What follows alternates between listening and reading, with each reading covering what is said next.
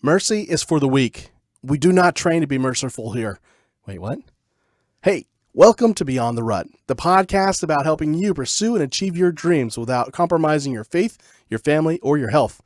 I'm your host, Jerry Dugan, and in this episode, you and I are going to have a conversation that wraps up the Cobra Kai series. That's right, you heard that right.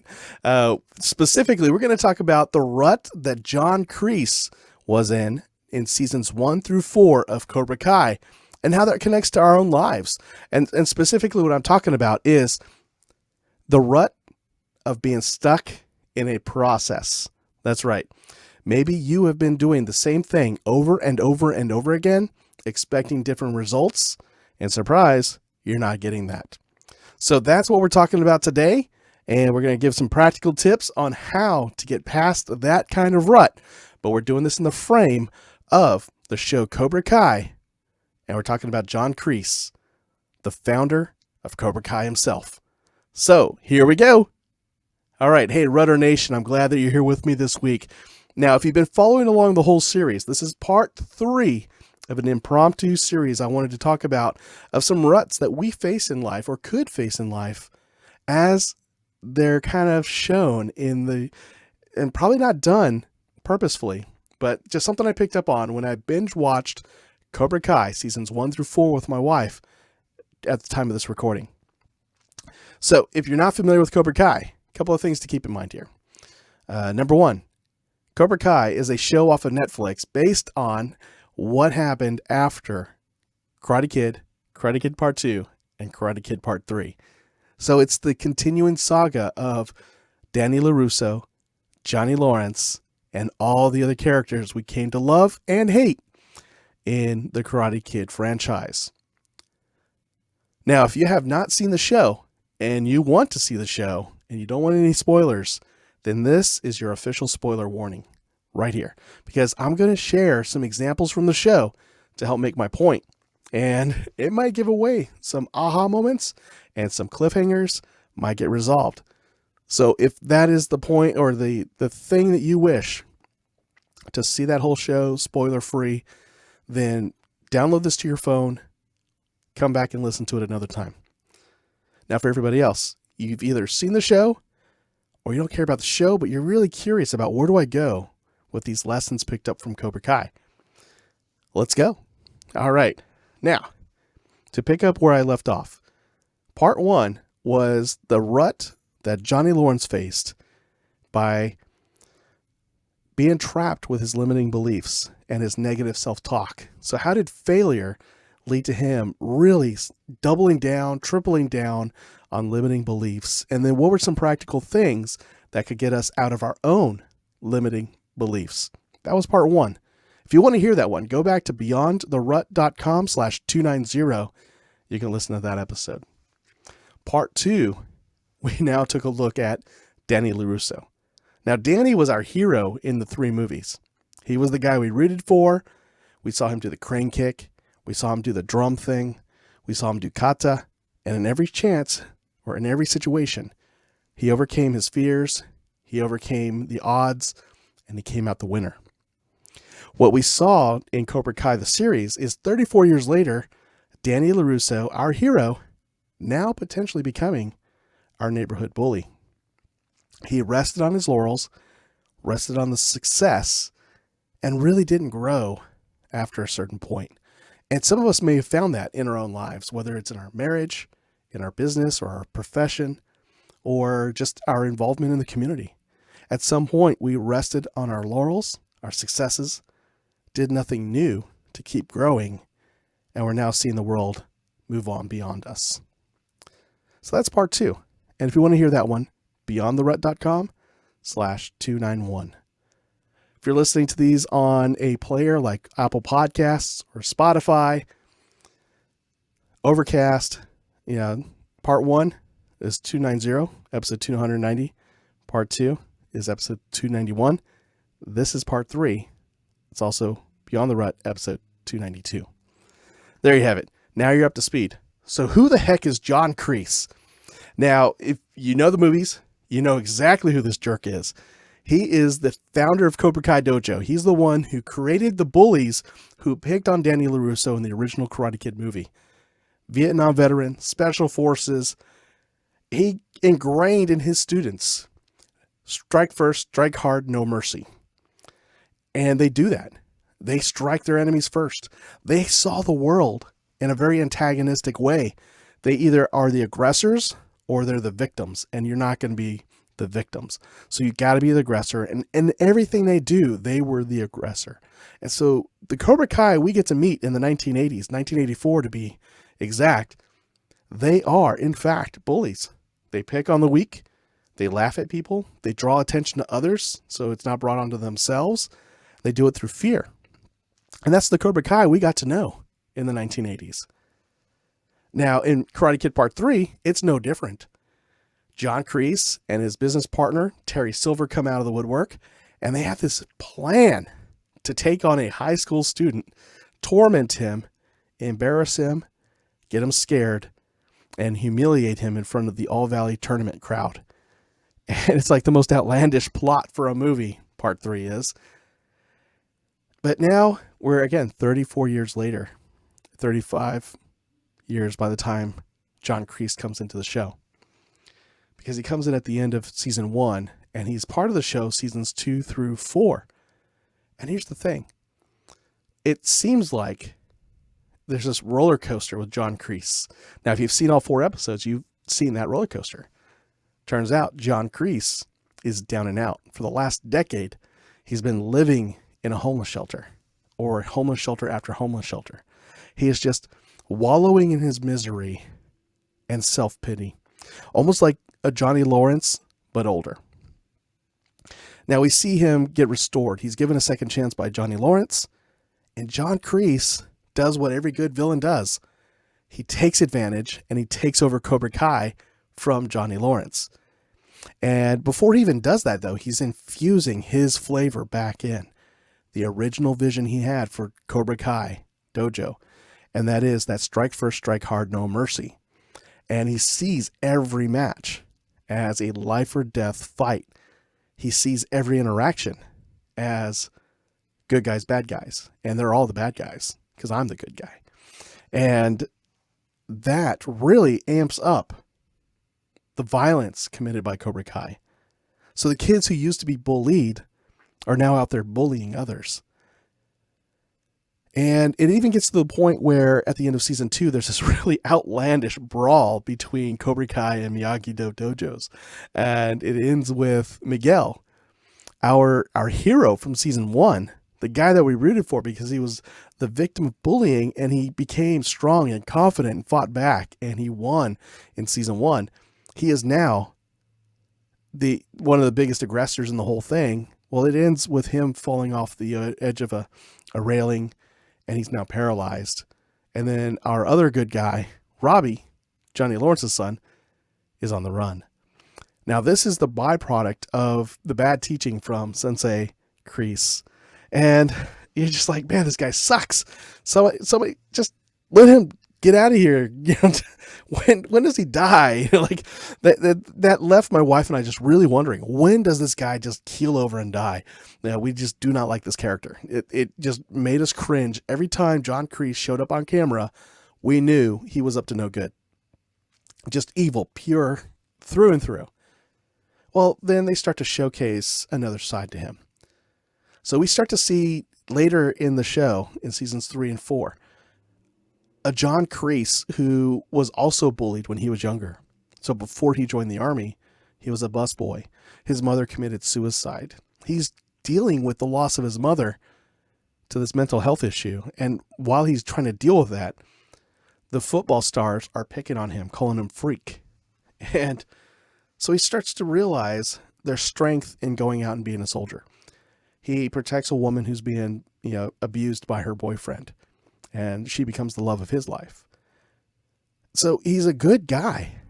And we're like, wow, this is not the John Crease I expected to see. Just like the show. I mean, Johnny Lawrence, who was the bully in the first movie, is now our anti-hero through most of this series of Cobra Kai. And Danny Lawrence, who was our hero in the movies, is now like, hey, we're so disappointed in you, Daniel. And here's John Crease. And for the first time in all the movies, in the majority of the episodes, we now finally see a human side to John Crease. And that's where he is the nice guy who lost his mother, who stood up for a woman being abused in public, and joined the military. And he was like the good, dependable guy that isn't just going to sacrifice people willy-nilly. And from there, we see a snapping point where his hero, his mentor, is now ready to kill him just to save his own skin. And he's learning these lessons that life is not fair. Life is out to get you. The world is out to get you. And the only way to survive is to be tough and to strike first, strike hard, no mercy. And that becomes the mantra of Cobra Kai. Now, here's the thing. You start to realize John Kreese doesn't want to create bullies. He wants to stand up to them. He wants to provide a way for people who are picked on, who don't have that support in their lives. He wants them to have resilience. He wants them to have a better life. He wants them to have a chance. That's what he wants. And when you start to piece this all together, you think, wow, the John Kreese being portrayed in Cobra Kai isn't about being a jerk and dominating and hurting people. The John Kreese we're really seeing is somebody whose intentions are to help make you safe, to help lift up those who are meek, to be able to stand for themselves. But here's the thing. Here's the rut I propose to you. The rut John Kreese was stuck in was one of process. Because the process he used to build strength and courage in his students wasn't producing the output that he wanted. He wanted good people to have strength, to have protection, but he wanted them to really still be good people. And what helped him see that was Johnny Lawrence and the corruption of Johnny Lawrence, because Johnny did become a bully. But it took Johnny to come to terms with himself, who he really wanted to be. So as Johnny is fixing his limiting belief issues, he's starting to take a stand against John Kreese. And he's starting to tell John Kreese the truth. This is where you went wrong, Sensei. This is how you ruined me. This is how I've had to pick up the pieces for the last 35, 36 years of my life. Johnny Lawrence is John Kreese's weak spot. It's the kink in the armor that allows him to see his process does not work. We even start to see it, and we see it early on in season 2 of the show, that John Kreese's tactics and style and philosophy took a bunch of kids who were bullied, and rather than helping them find strength and protection, they become the bullies. And by the end of season 3, going into season 4, especially season 4, what John Kreese starts to do is that he wants to take out his enemy so badly. That's Miyagi-Do, and now Johnny Lawrence's Eagle Fang Karate, because eagles have fangs now. that's probably one of my funniest moments in that whole show is that, eagles don't have fangs, but he wants them to have fangs because that's awesome. It's tough. It's aggressive. And I can't use the word that he uses because I don't want to have to use my bleep thing. So John Kreese is trying to develop strength in his students. He's trying to develop resiliency. And he's going about it all the wrong ways to where what he's really producing in the world is the very thing that is oppressing other people. He's producing other bullies. By season 4, he's recruiting bullies into his dojo, kicking out the very students he wants to help and protect because they couldn't stand up to the bullies. And now he's making the bullies better bullies. So he's completely lost his way. But this is the process of John Kreese. He's created a winning dojo year in and year out. So before Daniel LaRusso showed up with Mr. Miyagi and Miyagi-Do Karate, this is the process that John Kreese has gone by. He's recruited tough people, and he's won tournaments that way. But then when you see the backstory of John Kreese, you realize that is not his intention. So the rut, again, I hold on to this, the rut he's stuck in is one of process.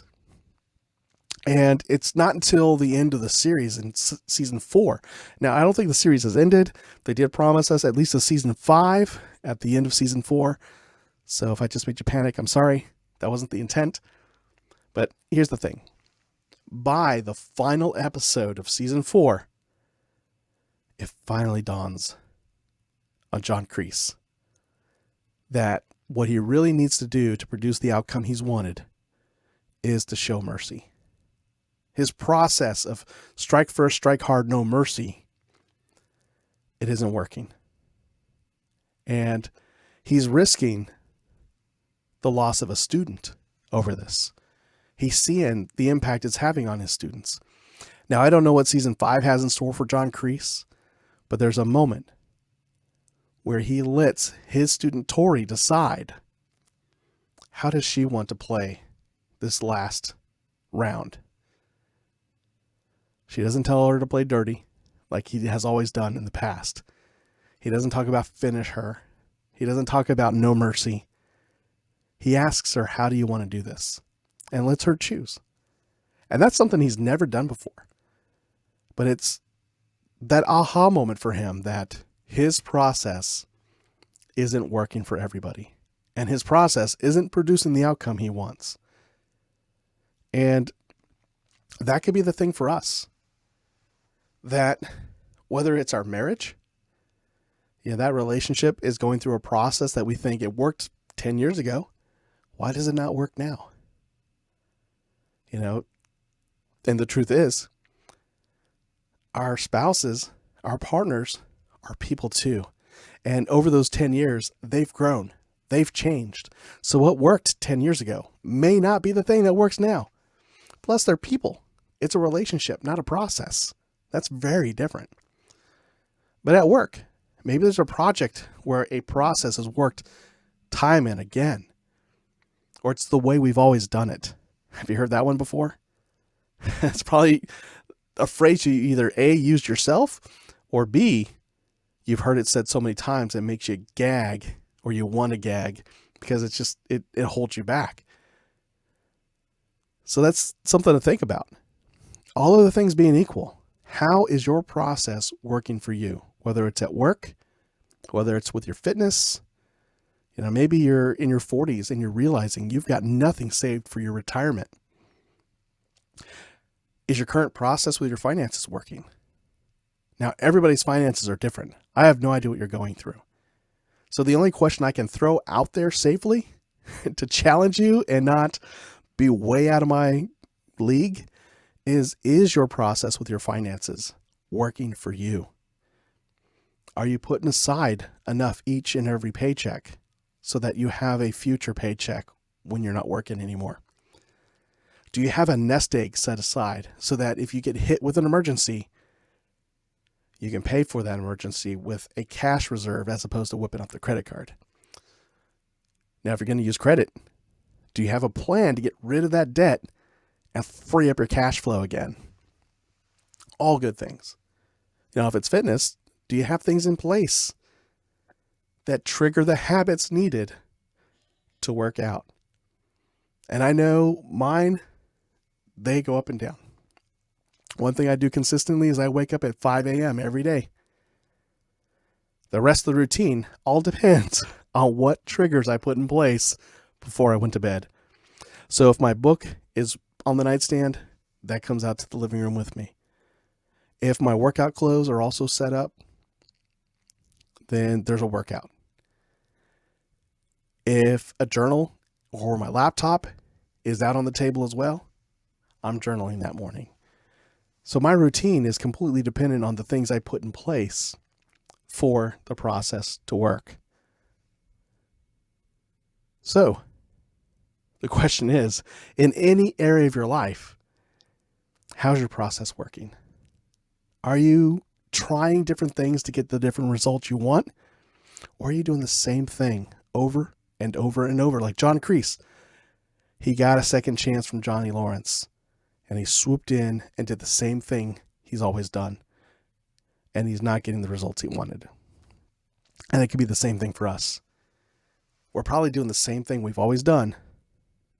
And we're wondering, or we're upset, frustrated that things are not turning out the way we want.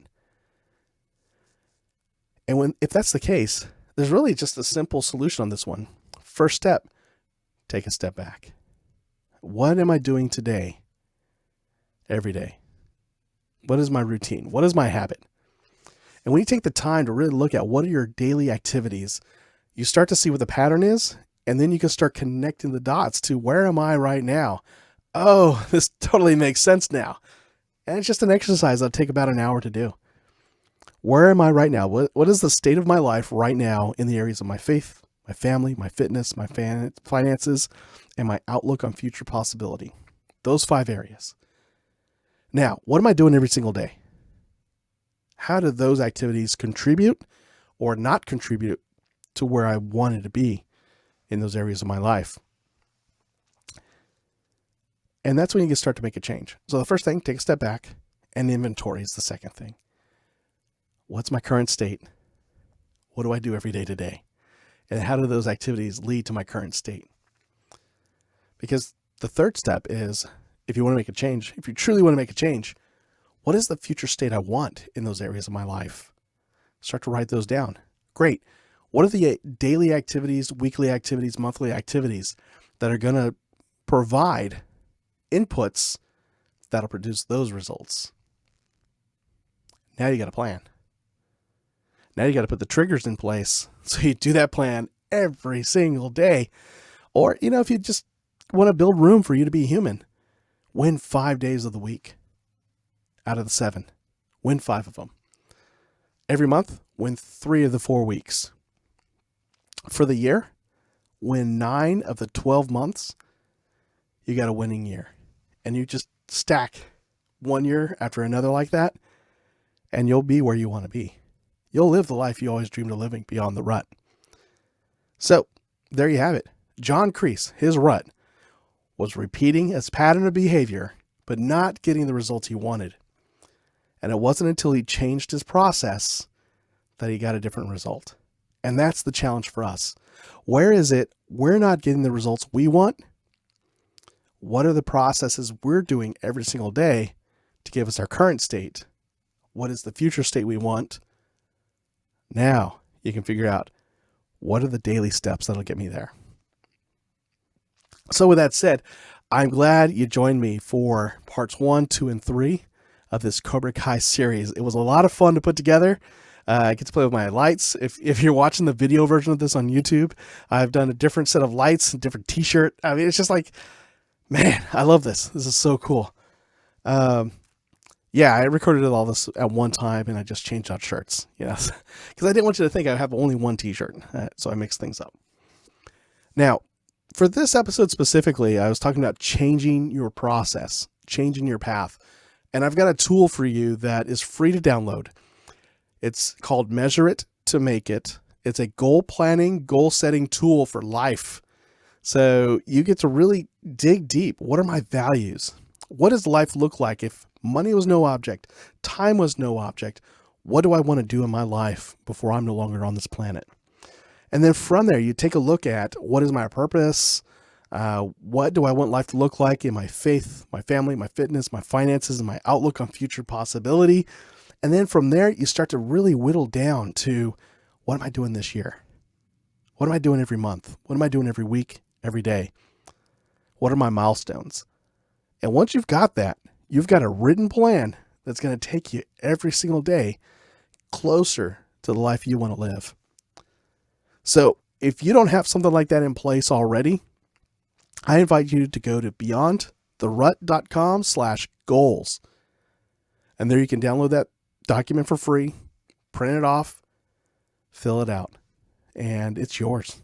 I mean, that's your plan. And because it's your plan, you can always go back to it and change it, adjust it, cross off the goals that turned out to really be somebody else's goal, so you can put your goal in there. This is your life. It's your life to live, your life to lose, and it's your rut to get out of. So there you have it. Now, again, the show notes for this episode, beyondtherut.com/292. And, the best way you can pay me back, is to pay this episode forward. So however you're listening to me right now, there's a share button. Hit that share button. Send this off to one person you know would find value in the episode. There you have it. Now, I'm glad you joined me this week. I look forward to joining you again next week. But until then, go live life beyond the rut. Take care.